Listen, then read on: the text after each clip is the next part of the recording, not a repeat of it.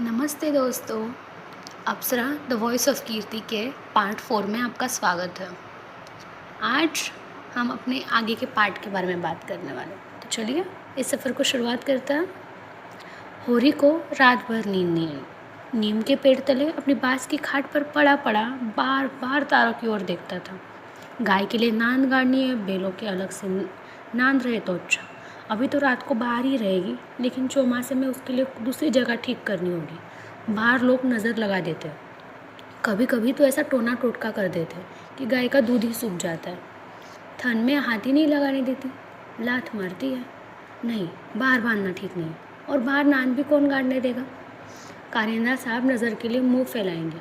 छोटी छोटी बात के लिए राय साहब के पास फरियाद के लिए जाना भी उचित नहीं है। और करिंदे के सामने मेरी सुनता कौन है। उनसे कुछ कहूँ तो करिंदा दुश्मन हो जाए। जल में रहकर मगर से बैर करना बुड़बकपन है। भीतर ही बांधूंगा। आंगन है तो छोटा सा, लेकिन एक मुंडा डाल देने से काम चल जाएगा। अभी पहला ही बयान है। 5 सेर से कम क्या दूध देगी। सेर भर तो गोबर को ही चाहिए। रुपया दूध देखकर कैसी ललचाती है। अब पिए जितना चाहे। कभी कभी 2 सेर मालिकों को दे आया करूँगा। करिंदा साहब की पूजा भी करनी ही होगी, और बोला भी रुपये की देना चाहिए। सगाई के ढकोसले में उसे क्यों डालूं। जो आदमी अपने ऊपर इतना विश्वास कर ले, उसे दया करना नीचता है, उससे दगा करना नीचता है। 80 रुपये की गाय मेरे विश्वास पर दे दी। नहीं नहीं, या तो कोई एक पैसे को नहीं पतियाता। सन में क्या कुछ न मिलेगा। अगर 25 रुपये भी दे दूँ तो भोला को ढाढ़स हो जाए। धनिया से नाक बता दिया। चुपके से गाय लाकर बांध देता कि तो चकरा जाती। लगती पूछने किसकी गाय है, कहाँ से लाए हो, खूब दिख करके तब बताता। लेकिन जब पेट में बात पचे भी, कभी 2-4 पैसे ऊपर से आ जाते, उनको भी तो नहीं छिपा सकता। और ये अच्छा भी है, उसे घर की चिंता रहती है। मगर उसे मालूम हो जाए कि इसके पास भी पैसे रहते हैं तो फिर नखरे बगाड़ने लगे। गोबर जरा आलसी है। नहीं, मैं गऊ की ऐसे सेवा करता कि जैसे चाहिए। आलसी वालसी कुछ नहीं है। इस उम्र में कौन आलसी नहीं। मैं भी दादा के सामने मटर गश्ती ही किया करता था। बेचारे पहर रात से कुट्टी काटने लगते, कभी द्वार पर झाड़ू लगाते, कभी खेत में खाद फेंकते। मैं पड़ा सोता रहता। कभी जगा देते तो मैं बिगड़ जाता और घर छोड़कर भाग जाने की धमकी देता। लड़की जब अपने माँ बाप के सामने ही ज़िंदगी का थोड़ा सा सुख न भोगे तो फिर क्या, सिर बड़ी गई तो क्या भोगेंगे। दादा के मरते ही क्या मैंने नहीं घर संभाला। सारा गांव यही कहता है होरी घर बर्बाद कर देगा, लेकिन सिर पर बोझ पड़ते ही मैंने ऐसा चोला बदला कि लोग देखते रह गए। शोभा और हीरा अलग ही हो गए। नहीं यार, जिस घर की और ही बात होगी। 3 हाल एक साथ चलते, अब तीनों अलग अलग चलते। सब समय का फेर है। धनिया का क्या दोष था। बेचारी जब से घर में आई कभी तो आराम से न बैठी। डोली से उतरते ही सारा काम सिर पर उठा लिया। अम्मा को पान की तरह फेरती रहती थी, जिसके घर के पीछे अपने को मिटा दिया। देवरानियों से काम करने को कहती थी तो क्या बुरा करती थी। आखिर उसे भी तो कुछ आराम मिलना चाहिए। लेकिन भाग्य में आराम लिखा होता तो मिलता। अब देवरों के लिए मरती थी, अपने बच्चों के लिए मरती है। वह इतनी सीधी गमखोर निश्चल न होती तो आज शोभा और हीरा जो मूँछों पर ताव देते फिरते, कहीं भीख मांगते होते। आदमी कितना स्वार्थी हो जाता है ना। जिसके लिए मरो वही जान का दुश्मन हो जाता है। होरी ने फिर पूर्व की ओर देखा। शायद भिनसार हो रहा है। गोबर काहे को जागने लगा। नहीं, कहते तो यही सोया था कि मैं अंधेरे ही चला जाऊंगा, जाकर नांद तो गाड़ दूँ, लेकिन नहीं, तब तक गाय द्वार पर ना आ जाए। नांद गाड़ना ठीक नहीं। कभी भोला बदल गया तो, या किसी कारण से गाय न दी तो सारा गाँव तालियां पीटने लगेगा। चले थे गाय लेने। पट्टे ने इतनी फुर्ती से नांद गाड़ दी मानो इसी की कसर थी। भोला है तो अपने घर का मालिक, लेकिन जब लड़के सयाने हो गए तो बाप की कौन चलती है। कामता और जंगी अकड़ जाए तो क्या भोला अपने मन से मुझे गाय ना दे पाए। कभी नहीं। सहसा गोबर चौंक कर उठ बैठा और आंखें मलता हुआ बोला, अरे ये तो बोर हो गया, हमने नांद गाड़ दी दादा। होरी गोबर से सुगठित शरीर और चौड़ी छाती की और गर्व से देखकर उनमें सोचते हुए कि कहीं इसे गोरस मिलता तो पट्टा कैसा हो जाता, बोला, नहीं अभी नहीं गाड़ी। सोचा कहीं न मिले तो नाक बद्दे हो। गोबर ने त्योरी चढ़ाकर कहा, मिलेगी क्यों नहीं। उनके मन में कोई चोर बैठ जाए, चोर पेठे या डाय, गाय तो उन्हें देनी ही पड़ेगी।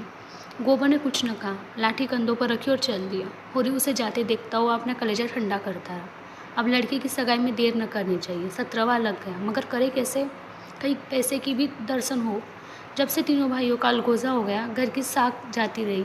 महतो लड़का देखने आते हैं, पर घर की दशा देखकर मुंह फिका करके चले जाते हैं। दो एक राजी हुए तो रुपए मांगते हैं।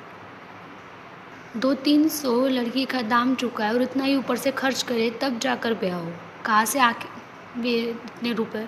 रास खलियान में तुल जाती है, खाने भर को नहीं बचता। ब्याह कहाँ से हो? अब तो सोना ब्याहने योग्य हो गई। लड़के का ब्याह न हुआ नहीं सही, लड़की का ब्याह न हुआ तो सारी बिरादरी में हंसी होगी। पहले तो उसी की सगाई करनी है, पीछे देखी जाएगी। एक आदमी ने आकर राम राम किया और पूछा, तुम्हारी कोठी में कुछ बास होंगे महतो? होरी ने दिखा, दमड़ी बसुर सामने खड़ा है। नाटा, काला, खूब मोटा, चौड़ा मुंह, बड़ी बड़ी मूछें, लाल आंखें, कमर में बांस काटने के कटार खोसे हुए। साल में 1-2 बार आकर चुके। कुर्सियाँ, मोड़े, टोकरियाँ आदि बनाने के लिए कुछ बांस काट ले जाता था। होरी प्रसन्न हो गया, मुट्ठी गर्म होने की कुछ आशा बंधी। चौधरी को ले जाकर अपनी तीनों कोठियाँ दिखाई, मोल भाव किया और 25 रुपये सैकड़े के 50 बांसों का बयान ले लिया। फिर दोनों लौटे। होरी ने उसे चिलम पिलाई, जलपान कराया और तब रहस्यमय भाव से बोला, मेरे पास कभी 30 रुपये से कम नहीं जाते, लेकिन तुम घर के आदमी हो, तुम्हें क्या मोल भाव करता? तुम्हारा वो लड़का जिसकी सगाई हुई थी अभी परदेश से लौटा कि नहीं? चौधरी ने चिलम दम लगाकर खांसते हुए कहा, उस लोंडे के पीछे तो मर मिटा महतो। जवान बहू घर में बैठी थी और वह बिरादरी की एक दूसरी औरत के साथ परदेश में मौज करने चल दिया। बहू भी दूसरे के साथ निकल गई। बड़ी ताकिस जाते महतो, किसी की नहीं होती। कितना समझाया था कि तू जो चाहे खा, जो खाए पहन, मेरी नाक न कटवा, मुदा कौन सुनता है? औरत को भगवान सब कुछ दे, रूप न दे, नहीं तो वह काबू में नहीं रहती। कोठिया तो बढ़ गई होगी। होरी ने आकाश की ओर देखा और मानो उसकी समानता की उड़ता हुआ बोला, सब कुछ बांट गया चौधरी। जिनको लड़कों की तरह पाला पोसा, अब वह बराबर के हिस्सेदार, लेकिन भाई का हिस्सा खाने की अपनी नीयत नहीं है। इधर तुमसे रुपए मिलेंगे, उधर दोनों भाइयों को बांट दूंगा। 4 दिन की ज़िंदगी में क्यों किसी से छल कपट करूं? नहीं कह दूँ? 20 रुपये सैकड़े में बचे तो उन्हें क्या क्या पता लगेगा? तुम उनसे कहने थोड़ी जाओगे, तुम्हें तो मैंने बराबर अपना भाई समझा है। व्यवहार में हम भाई के अर्थ का किसी का दुरुपयोग करें, लेकिन उसकी भावना में जो पवित्रता है वह हमारी कालिमा में कभी मलिन नहीं होती। होरी ने अप्रत्यक्ष रूप से यह प्रस्ताव करके चौधरी के मुंह की ओर देखा और वह स्वीकार करता है या नहीं। उसके मुख पर कुछ ऐसा मिथ्या विनीत भाव प्रकट हुआ जो भिक्षा मांगते समय मोटे भिक्षुकों पर आ जाता है। चौधरी ने होरी का आसन पाकर चाबुक जमाया, हमारा तुम्हारा पुराना भाईचारा है महतो, ऐसी बात है भला, लेकिन बात यह है कि आन आदमी बेचता है तो किसी लालच से। 20 रुपये नहीं, मैं 15 रुपये कहूँगा, लेकिन जो 20 रुपये के दाम लो। होरी ने खिसिया कर कहा, तुम तो चौधरी अंधेर करते हो। 20 रुपये में कहीं ऐसे बाज जाते हो? ऐसा क्या? इससे अच्छा बाज जाते हैं 10 रुपये पर। हाँ, 10 कोस और पश्चिम चले जाओ, मोल बास का नहीं है, शहर के नगीचे का होता है। आदमी सोचता है जितनी देर वहाँ जाने में लगी उतनी देर में तो 2-4 रुपये का काम हो जाएगा, है ना? सौदा पट गया। चौधरी ने मिर्जई उतार कर छान पर रख दी और बाँस काटने लगा। ऊख की सिंचाई हो रही थी। हीरा बहू कलेवा लेकर कुएं पर जा रही थी। चौधरी को बाँस काटते देखकर घूंघट के अंदर से बोली, कौन बाँस काटता है, या बाँस न कटेंगे? चौधरी ने हाथ रोककर कहा, बाँस मोल लिए, 15 रुपये सैकड़े का बयाना हुआ है, सेत में नहीं काट रहे। हीरा बहू अपने घर की मालकिन थी। उसी के विद्रोह से भाइयों का अलगोजा हुआ था। धनिया को परास करके शेर हो गई थी। हीरा कभी कभी उसे पीटता था। अभी हाल में इतना मारा था कि कई दिन तक खाट से न उठ सकी, लेकिन अपना पदाधिकार वह किसी तरह न छोड़ती थी। हीरा क्रोध में उसे मारता था, लेकिन चलता था उसी के इशारों पर। उस घोड़ी के पाती जो कभी कभी स्वामी को लात मारकर भी उसी के आसन के नीचे चलता है। कलेवे की ठोकरी सिर से उतारकर बोली, 15 रुपये में हमारे बाँस न जाएंगे। चौधरी औरत जात से इस विषय में बातचीत करना नीति विरुद्ध समझते थे। बोले, जाकर अपने आदमी को भेज दो, जो कुछ कहता हो आकर कहे। हीरा बहू का नाम था पुत्री। बच्चे 2 ही हुए थे, लेकिन ढल गई थी। बनाव श्रृंगार के समय में आघात का शमन करना चाहती थी, लेकिन गृहस्थी में भोजन का ही ठिकाना न था। श्रृंगार के लिए पैसे कहाँ से आते? ये स्वभाव और विवशता में उसकी प्रकृति का जल सुखाकर कठोर और शुष्क बना दिया था, जिस पर एक बार गावड़ा भी उछल जाता था। सभी बाकर चौधरी का हाथ पकड़ने की चेष्टा करते हुए बोली, आदमी को क्यों भेज दूँ? जो कुछ कहता हूँ मुझसे कहो ना, मैंने कह दिया मेरे बाँस न कटेंगे। चौधरी हाथ छुड़ाता था, पुत्री बार बार पकड़ लेती थी। 1 मिनट तक यही हाथापाई होती रही। अंत में चौधरी ने उसे जोर से पीछे ढकेल दिया। पुत्री धक्का खाकर गिर पड़ी, मगर फिर संभलती और पाँव में तल्ली निकालकर चौधरी के सिर, मुंह, पीठ पर अंधाधुंध जमाने लगी। बस और होकर उसे ढकेल दी। उसका यह अपमान मारना चाहती थी और रोती भी जाती थी। चौधरी उसे धक्का देकर नारी जात पर बल का प्रयोग करके गन्ना खा चुका था। खड़े खड़े मार खाने के सिवाय इस संकट में बचने की उसके पास और कोई दवा न थी। पुन्नी का रोना सुनकर होरी भी दौड़ता हुआ आया। पुन्नी को उसे देखकर और जोर से चिल्लाना शुरू किया। होरी ने समझा चौधरी ने पुनिया को मारा है। खून से जोश मारा और अलगोजी की ऊंची बांधा को तोड़ता हुआ सब कुछ अपने अंदर समेटने के लिए बाहर निकल पड़ा। चौधरी को जोर से एक लात जमा कर बोला, वह अपना भला चाहते हो चौधरी, तो यहाँ से चले जाओ, नहीं तुम्हारी लाश होगी। तुमने अपने को समझा क्या है? तुम्हारी इतनी मजाल कि मेरी बहू पर हाथ उठाओ। चौधरी कसमें खाकर अपनी सगाई देने लगा। तलियों की चोट में उसकी अपराधी आत्मा मौन थी। यह लात उसे निरपराध मिली और उसके फूले हुए गाल आंसुओं से भीग गए। उसने तो बहू को छुआ भी नहीं। क्या वह इतना गंवार है कि मौतों के घर की औरतों पर हाथ उठाएगा? होरी ने अविश्वास करके कहा, आंखों में धूल मत झोंको चौधरी, तुमने कुछ कहा नहीं तो बहू झूठ मूठ क्यों रोती है? रुपए की गर्मी है तो वह निकाल दी जाएगी, अलग है तो क्या हुआ? तो एक खून कोई तिरछी आँख से देखे तो आँख निकाल ले। पुन्नी चंडी बनी हुई थी, गला गाड़ कर बोली, तूने मुझे धक्का देकर गिरा नहीं दिया, खा जा अपनी बेटी की कसम। हीरा को खबर मिली कि चौधरी और पुनिया में लड़ाई हो रही है। चौधरी ने पुलिस को धक्का दिया। माफ़ कीजिएगा, चौधरी ने पुनिया को धक्का दिया। पुनिया ने तल्लियों से पीटा। उसने पूर्व नहीं छोड़ा और ओंगी लिए घटनास्थल की ओर चला। गांव में अपने क्रोध के लिए प्रसिद्ध था। छोटा ढील गड़ा हुआ शरीर आंखें कोड़ी की तरह निकल आई थी और गर्दन की नसें तन गई थी, मगर उसे चौधरी पर क्रोध न था, क्रोध था पुनिया पर। वह क्यों चौधरी में से लड़ी? क्यों उसकी इज्जत मिट्टी में मिला दी? बसोर से लड़ने झगड़ने का क्या प्रयोजन था? उसे जाकर हीरा से समाचार कह देना चाहिए था। हीरा जैसा उचित समझता करता। वह उससे लड़ने की हो गई। उसका बस होता तो वह पुनिया को पर्दे में रखता। पुनिया किसी बड़े से मुंह खोलकर बात करे तो वह उसे असह्य था। वह खुद जितना उदंड था पुनिया को उतना ही शांत रखना चाहता था। जब भैया ने 15 रुपये में सौदा कर लिया तो वो बीच में कूदने वाली कौन? आते ही उसने पुन्नी पर हाथ पकड़ लिया। घसीटता हुआ अलग से जाकर लाते जमाते, हरामजादी तो हमारी नाक कटाने पर लगी हुई है, तो छोटे छोटे आदमियों से लड़ती फिरती है, किसकी पगड़ी नीची होती है बता। एक लात और जमा कर, हम तो वहाँ कलेऊ की बाट देख रहे हैं, तो यह लड़ाई ठाने बैठी है। इतनी बेशर्मी, आँख का पानी ऐसा गिर गया खोद कर गाड़ दूंगा। पुन्नी हाय हाय करती जाती थी, कोसती जाती थी, तेरी मिट्टी उठे, तुझे हेजा हो जाए, तेरी मरी आंखें देवी मैया तुझे ले जाए, इतना इन्फ्लुएंजा तुझे हो जाए, भगवान करे तो कोड़ी हो जाए, हाथ पाँव कट कट गिरे। और गलिया हीरा खड़ा खड़ा सुनता रहा, लेकिन वह पिछली गाली उसे लग गई। हेजा मरी आदि में कोई विशिष्ट कष्ट न, इधर बीमार पड़े उधर विदा हो जाए, लेकिन कोड़ इतनी घिनौनी मौत कि उससे भी घिनौना जीवन। वह तिलमिला उठा, दांत पिसता हुआ पुनिया पर झपटा और छोटे पकड़कर फिर उसका सिर जमीन पर रगड़ता हुआ बोला, हाथ पाँव कट कर गिर जाएंगे तो मैं तुझे लेकर चाटूंगा, तू ही मेरे बाल बच्चों को पालेगी, ये तू ही इतनी बड़ी गिरस्ती चलाएगी, तू तो दूसरा भतार करके किनारे खड़ी हो जाएगी। चौधरी को पुनिया की इस दुर्गति पर दया आई। हीरा को उदारता को समझ जाने लगा, हीरा मोतो अब जाने दो, बहुत हुआ। क्या हुआ? बहू ने मुझे मारा, मैं तो छोटा ही नहीं हो गया, धन्य भाग्य भगवान ने यह दिन तो दिखाया। हीरा ने चौधरी को डांटा, तुम चुप रहो चौधरी, नहीं मेरे क्रोध में पड़ जाओगे तो बुरा होगा। औरत जात इसी तरह भागती है, आज तो तुमसे लड़ गई, कल दूसरों में लड़ जाएगी। तुम भले मानुस हो, हंस कर टाल गए, दूसरों तो बदनाम न करेगा। कहीं से भी हाथ छोड़ दिया तो किस आबरू रह जाएगी बताओ। इस ख्याल से उसके क्रोध को फिर भड़काया। लपकाते कि होरी ने दौड़कर पकड़ लिया और पीछे हटाते हुए बोला, अरे हो तो गया, देख तो लिया दुनिया के बड़े बहादुर हो, अब क्या उसे पीस कर भी जाओगे? हीरा अब भी बड़े भाई का अदब करता था, सीधे सीधे न लड़ता था। चाहता तो एक झटके में अपना हाथ छुड़ा लेता, लेकिन इतनी बेअदबी नहीं कर सका। चौधरी को देख कर बोला, आप खड़े क्यों ताकते हो, जाकर अपने बाँस काटो, मैंने सही कर दिया, 15 रुपये सैकड़े में तय है। कहा तो पुन्नी रो रही थी। वह झमक कर उठी और अपना सिर पीट कर बोली, लगा दे घर में आग, मुझे क्या करना है, भाग फुट गया तू जैसे कसाई के पाले पड़ी, लगा दे घर में आग। उसने कले की टोकरी वही छोड़ दी और घर की ओर चली। हीरा घर जा, वहाँ कहाँ जाती है, चल कुएं पर, नहीं खून पी जाऊँगा। पुनिया के पाँव रुक गए, इस नाटक का दूसरा अंक न खेलना चाहती थी। चुपके से टोकरी उठाकर रोती हुई कुएं की ओर चली। हीरा भी पीछे पीछे चला। होरी ने कहा, फिर मारधाड़ न करना, इससे औरत बेशरम हो जाती है। धनिया के द्वार पर आकर हाक लगाई, तुम वहाँ खड़े खड़े क्या तमाशा देख रहे हो, कोई तुम्हारी सुनता भी है कि वही शिक्षा दे रहे हो? उस दिन इसी बहू ने तुम्हें घूंघट के आड़ में दाढ़ीयार कहा था, भूल गए?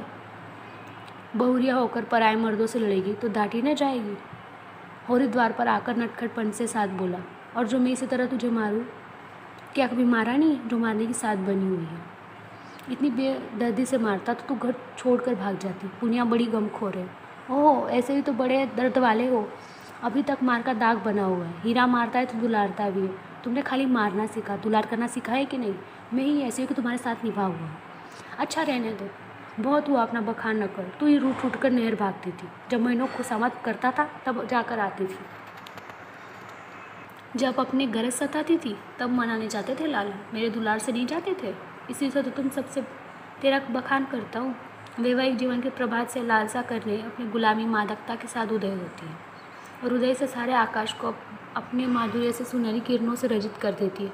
फिर मध्याह्न का प्रहर ताप आता है और शंशर बगुले उठते हैं। पृथ्वी कांपने लगती है, लालसा का सुनहरा आवरण हट जाता है और वास्तविकता में अपने नग्न रूप में सामने आ खड़ी होती है। उसके बाद विश्राममय संध्या आती है, वो शीतल और शांत। जब हम थके हुए पथिकों के भांति दिन भर की यात्रा का वृतांत करते और सुनते हैं तटस्थ भाव से, मानो हम किसी से ऊंचे शिखर पर जा बैठे, जहाँ नीचे तक जनरब हम तक नहीं पहुँचता। होरी ने मीठी उड़ाने के साथ कहा, ले अब तेरी यही बेइंसाफी मुझे अच्छी नहीं लगती धनिया। बोला से पूछ, मैंने उससे तेरे बारे में क्या कहा था? धनिया ने बात बदल कर कहा, देखो गोबर गाय लेकर आता है कि खाली हाथ? चौधरी ने पसीने से लथपथ आकर कहा, महतो चलकर बाँस गिन लो, कल ठेला लेकर उठा ले जाऊंगा। होरी ने बाँस गिनते की ज़रूरत न समझी। चौधरी ऐसा आदमी नहीं है, फिर एक आंत बाँस बेसी काट ही लेगा तो क्या? रोज़ ही तो मंगनी बाँस काटते रहते हैं, माँ लोगों के में मंडप बनाने के लिए। लोग दर्जनों बाँस काट ले जाते हैं। चौधरी ने 7.5 रुपये निकाल कर उसे हाथ में रख दिए। होरी ने गिन कर कहा, और निकालो, हिसाब से 2.5 और होते हैं। चौधरी ने बेमुरावती से कहा, 15 रुपये ही तो तय हुए कि नहीं? 15 रुपये में नहीं, 20 रुपये में। हीरा महतो ने तुम्हारे सामने 15 रुपये कहे थे, कहो तो बुला लाऊं? तय तो 20 में ही हुए हैं चौधरी, अब तुम्हारी जीत है, जो चाहो कहो। 2.5 रुपये निकलते, तुम 2 ही दो। मगर चौधरी कच्ची गोलियां न खिलाता, अब उसे किसका डर? होरी के मुंह में तो ताला पड़ा हुआ था, क्या कहे, माथा टोक कर रहेगा। बस इतना बोला, यह अच्छी बात नहीं चौधरी, 2 रुपये दबा कर राजा न हो जाओगे।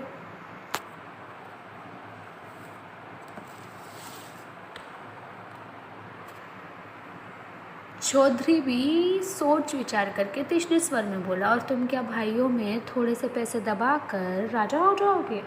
2.5 रुपये पर अपना ईमान बिगाड़ रहे हो, उस पर मुझे उपदेश देते हो। अभी पर्दा खोल दो तो सिर नीचा हो जाए। होरी पर जैसे सैकड़ों जूते पड़ गए। चौधरी तो रुपये सामने ज़मीन पर रखकर चला गया, पर वह नीम के नीचे बैठा बड़ी देर तक पछताता रहा। वो कितना लोभी और स्वार्थी है, इसका उसे आज पता चला। चौधरी ने 2.5 रुपये दे दिए हो तो वो खुशी से कितना फूल उठता। अपने चालाकी को सराहता कि बैठे बैठे 2.5 रुपये मिल गए। ठोकर खार खरी सोई तो हम सावधानी से 7 पग उठाते। धनिया अंदर चली गई थी, बाहर आई तो रुपये ज़मीन पर पड़े देखे। गिनकर बोले, रुपये क्या हुआ? 10 न चाहिए? होरी ने लंबा मुंह बनाकर कहा, हीरा ने 15 रुपये में दे दिए तो मैं क्या करता? हीरा 5 रुपये में देते। हम नहीं देते इतना मुँह। वहाँ मारपीट हो रही थी, मैं बीच में क्या बोलता? होरी ने अपनी पराजय अपने मन में ही डाल ली, जैसे कोई चोरी से आम तोड़ने के लिए पेड़ पर चढ़े और गिर पड़ने पर धूल झाड़ता उठकर खड़ा हो कि कोई देख ना ले। जीत पर आप और धोखेबाजियों में डिंग मार सकते थे, जीत में सब कुछ माफ है। हार में तो लज्जा पी जाने की ही वस्तु है। धनिया पति को फटकारने लगी, ऐसे अवसर उसे बहुत कम मिलते थे। होरी उससे चतुर था, पर आज बाजी उसके हाथ थी। हाथ मटका कर बोली, क्यों न हो, भाई ने 15 रुपये कह दिए तो तुम कैसे टोकते? अरे राम, लाडले भाई का दिल छोटा हो जाता कि नहीं? फिर जब इतना बड़ा अनर्थ हो रहा था कि लाडली बहू के गले पर छुरी चल रही थी, तो भला तुम कैसे बोलते? उस वक्त कोई तुम्हारा सरबूत लूट लेता तो तुम्हें सुधार नहीं होती। और ये चुपचाप सुनता रहा। मिनका तक नहीं, झुंझुनाहट हुई, क्रोध आया, खून खोला, आँख जली, दांत पीसे, लेकिन बोला नहीं। चुपके से कुदाल उठाए और उगोड़ने चला। धनिया ने कुदाल छीनकर कहा कि अभी सवेरा है जो उगोड़ने चलो, सूरज देवता माथे पर आ गए, नहाने धोने जाओ, रोटी तैयार है। होरी ने गुनाकर कहा, मुझे भूख नहीं है। धनिया ने जले पर नोट छेड़ा, हाँ काहे की भूख लगेगी, भाई ने बड़े बड़े लड्डू खिला दिए है ना।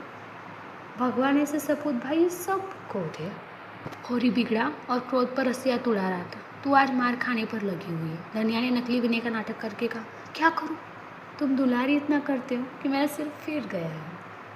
तू घर में रहने देगी कि नहीं? घर तुम्हारा, मालिक तुम, मैं भला कौन होती हूँ तुम्हें इस घर से निकालने वाली। होरी आज धन्या से किसी तरह पेश नहीं पा सकता था। उसकी अकल जैसे कुंद हो गई थी। इन व्यंगों बानों के रोकने के लिए उसके पास कोई ढाल नहीं है। धीरे से कुचाल रख दी और गमछा लेकर नहाने चला गया। लौटा कोई आधे घंटे में, मगर गोभी अभी तक नहीं आया। अकेले कैसे भोजन करे। लोंडा वहाँ जाकर सो रहा। बोला वह मदमाती छोकरी है न जूनिया, उसके साथ हंसी दिल लगी कर रहा हो। कभी तो उसे पीछे लगा हुआ था। नहीं गाय दी तो लौटा क्यों नहीं आया। क्या वहाँ ढह देगा। धनिया ने कहा, अब खड़े क्यों, गोबर सांझ को आएगा। होरी ने और कुछ न कहा। कहीं धनिया फिर से कुछ न कह बैठ। भोजन करके नीम की छाँव में लेटा रहा।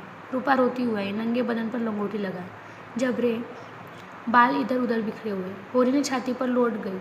उसकी बड़ी बहन सोना कहती है गाय आएगी तो उसका गोबर मैं पाथूंगी। रूपा यह न बर्दाश्त कर सकती। सोना ऐसे कहा कि बड़ी रानी है कि सारा गोबर पाथ डाले। रूपा उसके किस बात में कम है। सोना रोटी पकाती है तो क्या रूपा बर्तन नहीं मांजती। सोना पानी लाती तो क्या रूपा कुएं पर रस्सी नहीं ले जाती। सोना तो कलसा भर कर ले जाती है, रस्सी समेट कर रूपा ही लाती है। गोबर दोनों साथ पाथती है। सोना खेत गोड़ने जाती तो क्या रूपा बकरी चराने नहीं जाती। फिर सोना क्यों अकेले गोबर पातेगी। यह अन्याय रूपा कैसे सहे। और ने उसके भोलेपन पर मुँह धोकर कहा, नहीं, गाय का गोबर तू पातना। सोना गाय के पास आए तो भगा देना। रूपा ने पिता के गले में हाथ डालकर कहा, दूध भी नहीं दूंगी। हाँ हाँ, तू न धोएगी और कौन धोएगा।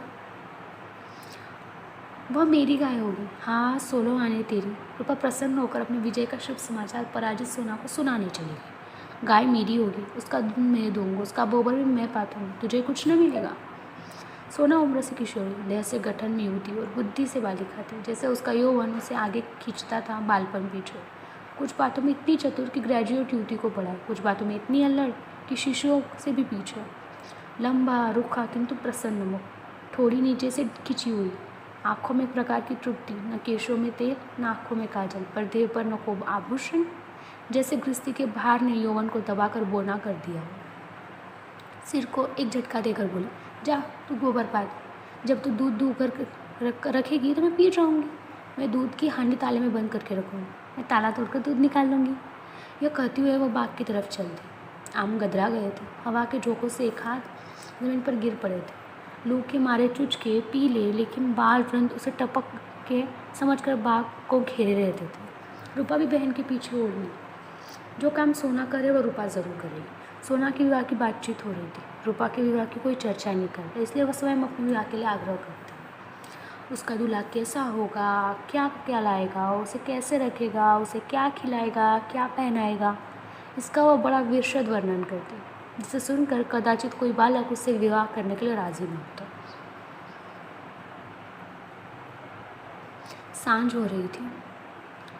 होरी ऐसा अलसाया कि ऊँग ओढ़ने न जा सका। बैलों को नांद में लगाया। सानी खाली थी और एक चिलम भरकर पीने लगा। इस फसल में सब कुछ खलिहान में तोल देने पर भी 300 कर्ज था, जिस पर कुछ 100 रुपये सूद के बढ़ जाते थे। मंगरू 7 से 8 5 साल हुए। बैल के लिए 60 रुपये लिए थे। उसमें 60 दे चुका था, पर वह 60 रुपये जो तो बने हुए हैं। दाता दिन पंडित ने 30 रुपये लेकर आलू बोए थे। आलू तो चोर खोद ले गए। उस 30 वर्षों में 100 हो गए थे। दुलारी विधवा सहुआइन थी, जो गांव में नोन तेल तंबाकू की दुकान रखे हुई थी। बंटवारे के समय उससे 40 रुपये लेकर भाइयों को देना पड़ा था। उसके भी लगभग 100 रुपये हो गए थे, लेकिन क्योंकि 8 रुपये का ब्याज था, लगान के भी अभी 25 रुपये बाकी पड़े हुए और दशहरे के दिन शगुन के रुपयों का भी कोई प्रबंध न करना था। बासों के रुपये बड़े अच्छे समय पर मिल गए। शगुन की समस्या हल हो जाए, लेकिन कौन जाने, यहाँ तो एक धोला भी हाथ में ना आ जाए तो गाँव का शोर मच जाता है और लेनदार चारों तरफ नोचने लगते। ये 5 रुपये तो वह शगुन में देगा, चाहे कुछ हो जाए। मगर अभी ज़िंदगी के 2 बड़े बड़े काम सिर पर सवार थे, गोबर और सोना का विवाह। बहुत हाथ बांधने पर वही 300 से कम खर्च न होंगे। ये 300 किसके घर से आएंगे। कितना चाहता है कि किसी ने 1 पैसा कर्ज ना ले, कि जिसका वो आता है उसका पाई पाई चुका दे, लेकिन हर तरह का कष्ट उठाने पर भी गला नहीं छूटता। इसी तरह सूद बढ़ता जाएगा और एक दिन घर द्वार सब नीलाम हो जाएगा। उसके बाल बच्चे निराश्रय होकर भीख मांगते फिरेंगे। होरी जब काम धंधों से छुट्टी पाकर चिलम पीने लगता तो वह एक चिंता काली दीवार की भांति चारों ओर से घेर लेती थी, जिसमें से निकलने की कोई उम्मीद गली न सूझती थी। अगर संतोष था तो यही कि वह विपत्ति अकेले उसी की सिर न थी। प्राय सभी किसानों का यही हाल था। अधिकांश की दशा तो इससे भी बदतर थी। शोभा और हीरा को इससे अलग हुए अभी कुल 3 साल हुए थे, मगर दोनों पर 400 का बोझ लद गया था।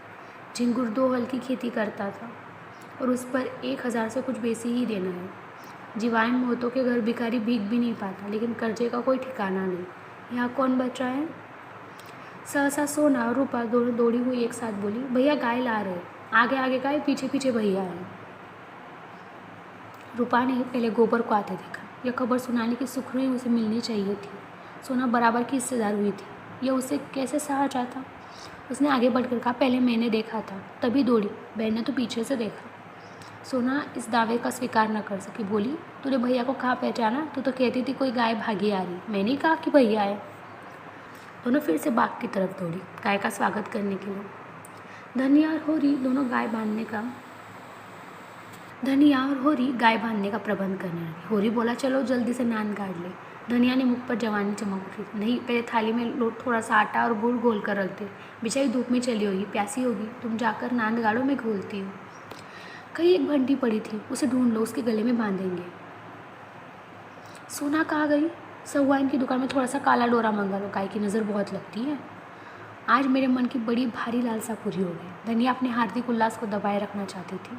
इतनी बड़ी संपदा अपने साथ कोई नई बाधा न लाए, यह शंका उसे निराश हृदय में कंपन डाल रही थी। आकाश की ओर देखकर बोली, गाय के आने का आनंद तो तब है जब उसका पोरा भी अच्छा हो। भगवान के मन की बात है। मानो वो भगवान को भी धोखा देना चाहती थी। भगवान को भी दिखाना चाहती थी इस गाय के आने से उसे इतना आनंद नहीं हुआ कि ईर्ष्यालु भगवान सुख का पलड़ा ऊंचा करने के लिए वो नवी विपत्ति भेजती। वह भी आटा घोल ही रही थी कि गोबर गाय के लिए बालकों के एक जुलूस के साथ बार पर आ पहुंचा। होरी दौड़कर गाय के गले से लिपट गया। धनिया ने आटा छोड़ दिया और जल्दी से एक पुरानी साड़ी काला किनारा फाड़कर गाय के गले में बांध दिया। होरी श्रद्धा विहल से नेत्रों से गाय को देख रहा था, मानो साक्षात देवी जी घर में पदार्पण किया हो।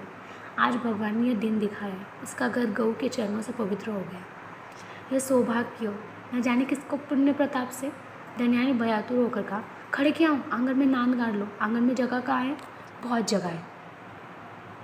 मैं तो बाहर ही गाड़ता हूँ। पागल न बनो, गाँव का हाल जानकर भी अनजान बनते हो। अरे बित्ते भर के गाँव घर में गाय कहाँ बांधेगी भाई? जो बात नहीं जानते उसमें टांग मत अड़ाया करो। संसार भर की विद्या तुम्हें नहीं पढ़े हो। होरी सचमुच आपे में था। गऊ उसके लिए केवल भक्ति और श्रद्धा की वस्तु नहीं, सजीव संपत्ति थी। वह उससे अपने द्वार की शोभा और अपने घर का गौरव बढ़ाना चाहता था। वह जानता था लोग गाय के द्वार पर बंधी देखकर पूछे, यह किसका घर है? लोग कहे होरी मोहतों का। तभी लड़के वाले भी इसकी विभूति से प्रभावित होंगे। आंगन में बंधी तो कौन देखेगा? धनिया इसके विपरीत सशंक थी। वह गाय को 7 पर्दों के अंदर छिपा कर रखना चाहती थी। अंदर गाय 8 पहर कोठरी में रह सकती तो शायद वह उसे बाहर न निकालने देती। यो हर बात में होरी की जीत होती थी। वह अपने पक्ष पर अड़ जाता था और धनिया को दबना पड़ता था। लेकिन आज धनिया के सामने होरी की एक न चली। धनिया लड़ने को तैयार हो गई। गोबर, सोना, रूपा, सारा घर होरी के पक्ष में था, पर धनिया ने अकेले सबको परास्त कर दिया। आज उसमें एक विचित्र आत्मविश्वास, होरी में एक विचित्र विनय का उदय हो गया था। मगर तमाशा कैसे रुक जाता? गाय डोली में बैठकर तो आई थी, नहीं थी। कैसे संभव था कि गांव में इतनी बड़ी बात हो जाए और तमाशा न लगे? जिसने सुना सब काम छोड़कर देखने दौड़े। यह मामूली देशी गऊ नहीं है। भोला के घर 80 रुपये में आई है। होरी 80 रुपये क्या देंगे? 50-60 रुपये में लाए होंगे। गांव के इतिहास में 50-60 रुपये की गाय भी आना बहुत पूर्व बात थी। बैल तो 50 रुपये के भी आए, 100 के भी आए, लेकिन गाय के लिए इतनी बड़ी रकम किसान क्या खा के खर्च करेगा? यह तो ग्वालों का ही कलेजा है कि अंजुलियों रुपये गिन आते।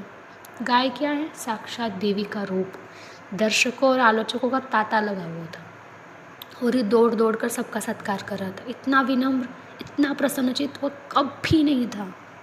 70 साल से बूढ़े पंडित दातानी लठिया टेकते हुए आए और पोपले मुँह से बोले, कहा होरी, तनिक हम भी तुम्हारी गाय को देख ले, सुना बड़ी सुंदर है। होरी ने दौड़कर पालापन किया और मन में अभिमानमय उल्लास का आनंद उठाता हुआ बड़े सम्मान से पंडित जी को आंगन में ले गए। महाराज ने गऊ को अपनी पुरानी अनुभवी आंखों से देखा। सींगे देखी, ठन देखा, पुट्टा देखा, सब घनी सफ़ेद बोहों के नीचे छिपी हुई आंखों में जवानी की उमंग भरकर बोले, कोई दोष नहीं है बेटा, बाल भारी सब ठीक, भगवान चाहेंगे तो तुम्हारे भाग खुल जाएंगे। ऐसे अच्छे लक्षण हैं कि वाह, बस रात ही न कम होने पाए, एक एक बाछा 100 का होगा। होरी ने आनंद के सागरों में डुबकियाँ खाते हुए कहा, सब आपका आशीर्वाद है दादा। दादाजी ने सुरती की पीक थूकते हुए कहा, मेरा आशीर्वाद नहीं है बेटा, भगवान की दया है, यह सब प्रभु की दया है। रुपए नगद दिए। होरी ने बेपर की उड़ाई। अपने महाजन के सामने भी अपने समृद्ध प्रदर्शन का ऐसा अवसर पाकर वह कैसे छोड़े। टके की नई टोपी सिर पर रखकर जब हम अकड़ने लगते, जरा देर के लिए किसी सवारी पर बैठकर जब हम आकाश में उड़ने लगते, तो इतनी बड़ी विभूति पाकर क्यों ना उसका दिमाग आसमान पर चढ़े। बोला ऐसा भला मानस नहीं है महाराज, नकद गिनाए पूरे चौकस। अपने महाराज के सामने डींग मारकर होरी ने नादानी तो की थी, पर दादाजी के मुख पर असंतोष का कोई चिन्ह न दिखाई दे। इस कथन में कितना सत्य है, यह उनकी बुझी आंखों से छिपा न रह सका, जिनमें ज्योति की जगह अनुभव छिपा बैठा था। प्रसन्न होकर बोले, कोई हरज नहीं बेटा, कोई हरज नहीं, भगवान सब कल्याण करेंगे। 5 सेर दूध देती है इसमें, बच्चे के लिए छोड़कर। धनिया ने तुरंत टोका, अरे नहीं महाराज, इतना दूध कहाँ, बुढ़िया तो हो गई है, फिर यह रातिब कहाँ धरा है। दादाजी ने मन भरी आंखों से देखकर उसकी सतर्कता को स्वीकार किया। मानो कह रहा हूँ, गृहिणी का यही धर्म है, सीटना मर्दों का काम, उन्हें सीटने दो। फिर रहस्य भरे स्वर में बोले, बाहर न भागना, इतना कह देते। धनिया ने पति की ओर विजयी आंखों से देखा, मानो कह रहा, लो अब तो मानोगे। दादाजी से बोली, नहीं महाराज, बाहर क्या बांधेंगे, भगवान दे तो इसी आंगन में 3 गाय और बंधा सकते हैं। सारा काम देखने आया गायों को, नहीं आए तो शोभा और हीरा जो अपने सगे भाई थे। होरी के हृदय में भाइयों के लिए अब भी कोमल स्थान था। वो दोनों आकर देख लेते, प्रसन्न हो जाते, तो उसकी मनोकामना पूरी हो जाती। सांझ हो गई, दोनों पुर लेकर लौट आए। इसी द्वार से निकले और पूछा कुछ नहीं। होरी ने डरते डरते धनिया से कहा, न शोभा या न हीरा, सुना न होगा। धनिया ने कहा, तो यहाँ कौन उन्हें बुलाने जाता है, तू बात तो समझती नहीं, लड़ने के लिए तैयार रहती है। भगवान ने जब ये दिन दिखाया तो हमें सिर झुकाकर चलना चाहिए। आदमी को अपने सगों से मुँह, अपने भलाई बुराई सुनने की जितनी तालसा होती है, बाहर वालों के मुँह से नहीं है। फिर अपने भाई लाख बुरे हो तो अपने भाई ही ना, अपने हिस्से बकरे के लिए सभी लड़ते हैं, पर इससे खून थोड़ी बढ़ जाता है। दोनों को बुलाकर दिखा देना चाहिए। नहीं कहेंगे गाय लाए हमसे, कहा तक नहीं। धनिया ने नाक सिकोड़ कर कहा, मैं तुमसे 100 बार 1000 बार कह दिया, मेरे मुंह पर भाइयों का बखान न किया करो। उनका काम सुनकर मेरी देह में आग लग जाती। सारे गांव ने सुना, क्या उन्होंने न सुना होगा, कुछ इतनी दूर भी तो नहीं रहते, सारा गांव देखने आया। उन्हीं के पाँव में मेहंदी लगी हुई है, मगर आए कैसे, जलन हो रही होगी ना। इसके घर गाय आ गई, छाती फटी जाती होगी। दिया बत्ती का समय आ गया था। धनिया ने जाकर देखा तो बोतल में मिट्टी का तेल न था। बोतल उठाकर तेल लाने चली गई। पैसे होते तो रूपा को भेजती, उधार लाना था। कुछ मुँह देखी कहेंगी, कुछ लल्लो चपो कहेगी, तभी तो तेल उधार मिलेगा। होरी ने रूपा को बुलाकर प्यार से गोद में बैठाया, कहा, जरा जाकर हीरा काका आए कि नहीं, शोभा काका को भी देखती आना, कहना दादा ने तुम्हें बुलाया, न आए तो हाथ पकड़ कर खींच लाना। रूपा ठुनक कर, वो छोटी काकी मुझे डांटती है। काकी के पास क्या करने जाएगी, फिर शोभा बहू तो तुझे प्यार करती है। शोभा काका मुझे चिढ़ाते हैं, मैं न कहूँगी, क्या कहते हैं बता, चिढ़ाते हैं, क्या कहकर चिढ़ा, कहते हैं तेरे लिए मूस पकड़ रखा है, ले जा बुनकर खा ले। होरी के अस्तबल से गुदगुदी हुई, तो कहती नहीं, पहले तुम खा लो तो मैं खाऊंगी। अम्मा मने करती है, कहती है उन लोगों से घर न जाया करो। तो अम्मा की बेटी है कि दादा की। रूपा ने उसके गले में हाथ डालकर कहा, अम्मा की, और हंसने लगी। फिर उसे गोद से उतर जा, आज मैं तुझे अपने थाली में नहीं खिलाऊंगा। घर में एक ही फूल की थाली थी, होरी उसी थाली में खाता था। थाली में खाने का गौरव पाने के लिए रूपा होरी के साथ खाती थी। इस गौरव का परित्याग कैसे करे, हुक्म कर बोली, अच्छा तुम्हारे, तो फिर मेरा कहना मानोगी कि अम्मा का, तुम्हारा। तो जाकर हीरा और शोभा को खींच ला, और जो अम्मा बिगड़े, अम्मा से कहना कौन जाएगा। रूपा कुत्ती हुई हीरा के घर चली। द्वेष का मायाजाल बड़ी बड़ी मछलियों को ही फंसाता है, छोटी मछली हो या तो उसमें फंसती ही नहीं है या तुरंत निकल जाती है। उनके लिए वह घातक जाल क्रीड़ा की वस्तु है, भय की नहीं। भाइयों से होरी की बातचीत बंद थी, पर रूपा दोनों घर में आती जाती थी। बच्चों से क्या प्यार, लेकिन रूपा घर से निकली ही थी कि धनिया तेल के लिए मिली। उसने पूछा, सांझ की बेला कहाँ जाती है, चल घर। रूपा ने माँ को प्रसन्न करे प्रलोभन को न रोक सकी। धनिया ने डांटा, चल घर, किसी को बुलाने नहीं जाना है। रूपा ने हाथ पकड़े हुए घर आई और रोरी से बोली, मैंने तुमसे 1000 बार कह दिया, मेरे लड़कों को किसी के घर न भेजा करो। किसी ने कुछ करा दिया तो मैं तुम्हें न लेकर चाटूंगी। ऐसा ही बड़ा प्रेम है तो आप क्यों नहीं जाते? अभी पेट नहीं भरा, जान पड़ता है। होरी नान जमा रहा था, हाथों में मिट्टी लपेटे हुए अज्ञान का अभिनय करके बोला, किस बात पर बिगड़ी है भाई? यह तो अच्छा नहीं लगता कि अंधे कुकुर को की तरह हवा को भूखा करे। धनिया की कुप्पी में तेल डालना था। इस समय झगड़ाना बढ़ाना चाहती थी। रूपा भी लड़कों में जा मिली। पहल रात में ज़्यादा जा चुकी थी, नान गड़ चुकी थी, सानी और खली डाल दी गई थी। गाय मन मारे उदास बैठी थी, जैसे कोई वधू ससुराल आई हो। नान में मुंह तक न डालती थी। होरी और गोबर खाकर आधी आधी रोटियाँ उसके लिए लाए। उसे सूंघा तक नहीं, मगर यह कोई बात नहीं थी। जानवरों को भी बदुआ घर छूट जाने का दुख होता है। होरी बाहर खाट पर बैठकर चिलम पीने लगा तो फिर भाइयों की याद आई। नहीं, आज इस शुभ अवसर पर वो भाइयों की उपेक्षा नहीं कर सकता। उसका हृदय यह विभूति पाकर विशाल हो गया, भाइयों से अलग हो गया है तो क्या हुआ, उनका दुश्मन तो नहीं है।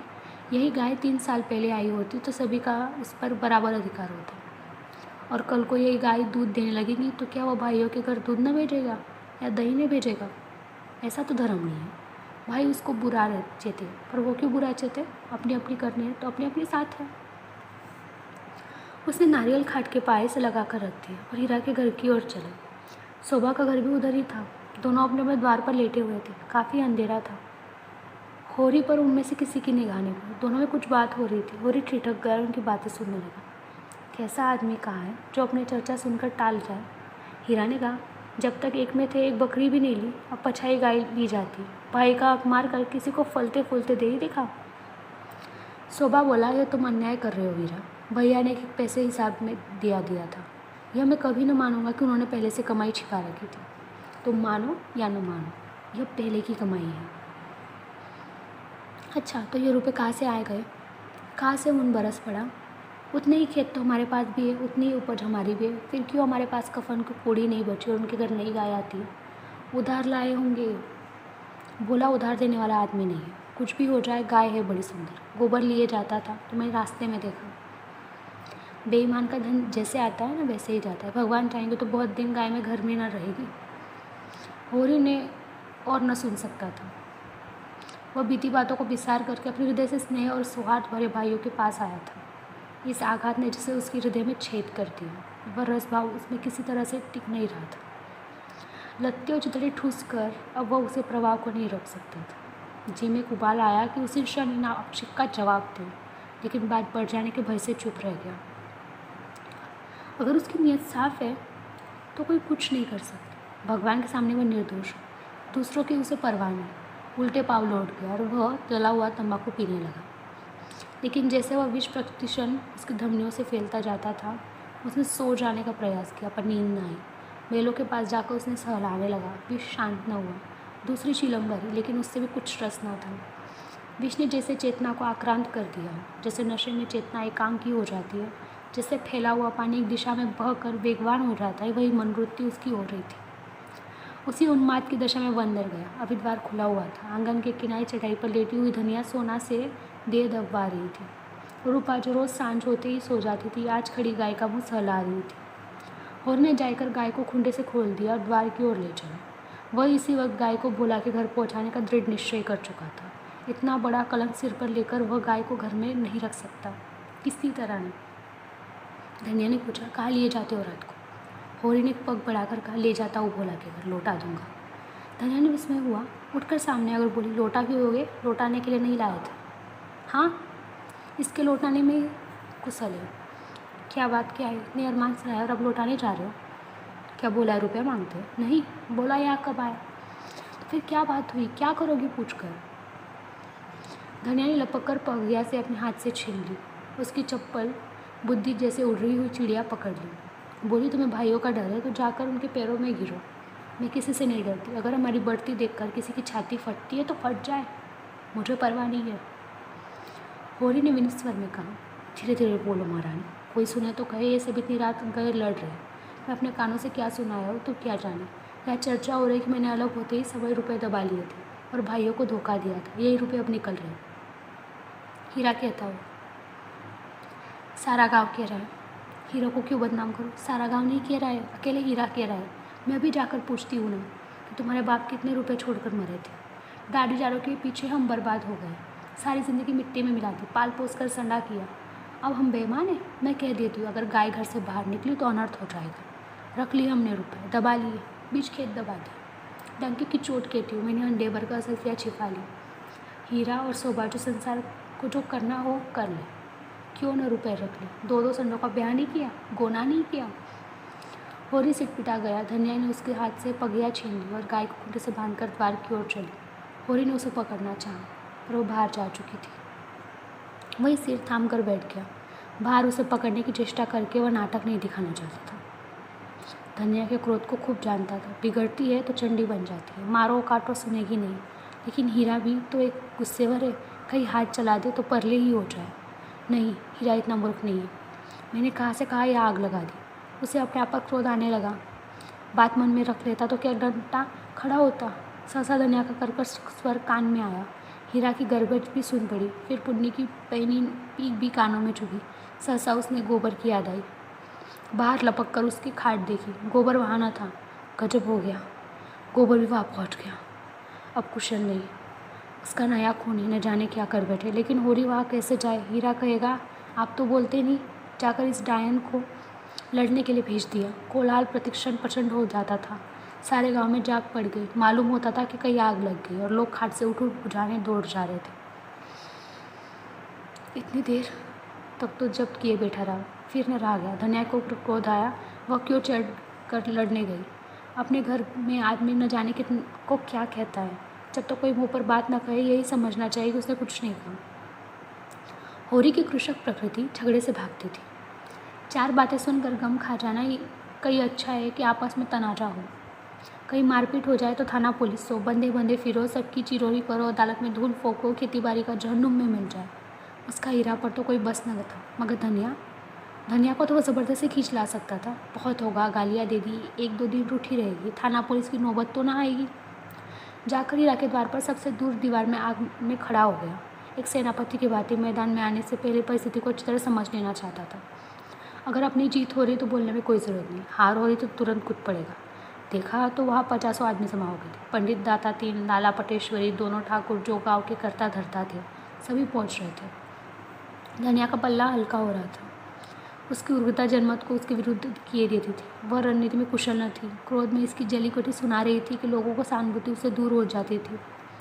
वह गरज रही थी, तू हमें देखकर क्यों जलता है? हमें देखकर तेरी क्या छाती फटती है? पाल पोस कर जवान कर दिया, यह उसका इनाम है? हमने न पाला तो आज कहीं भीख मांगते होते, ईख की दाह भी न मिलती।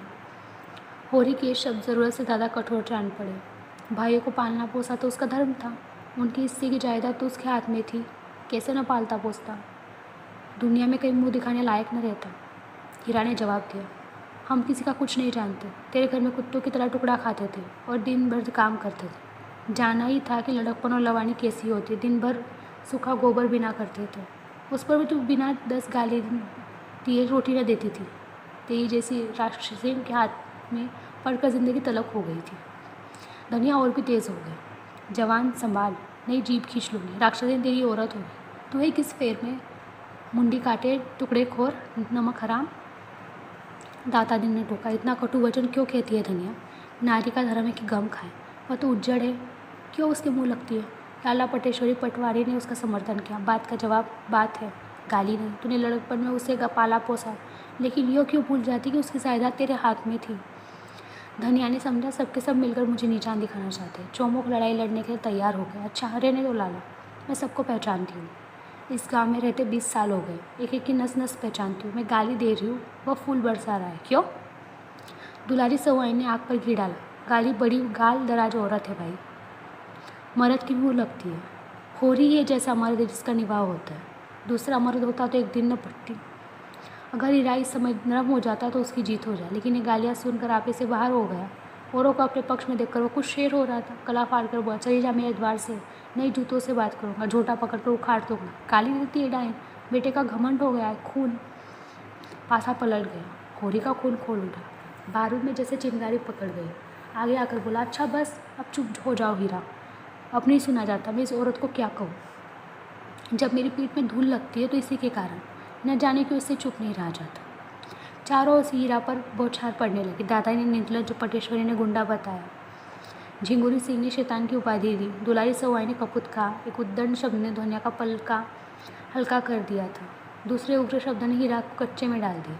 उस पर होरी के संयुक्त वाक्य ने इस रही सही कसर भी पूरी कर दी। हीरा संभल गया। उसके गांव विरुद्ध उसका हो रहा था। अब चुप रहने में उसकी कुशलता है। क्रोध के नशे में भी इतना होश उसे बाकी था।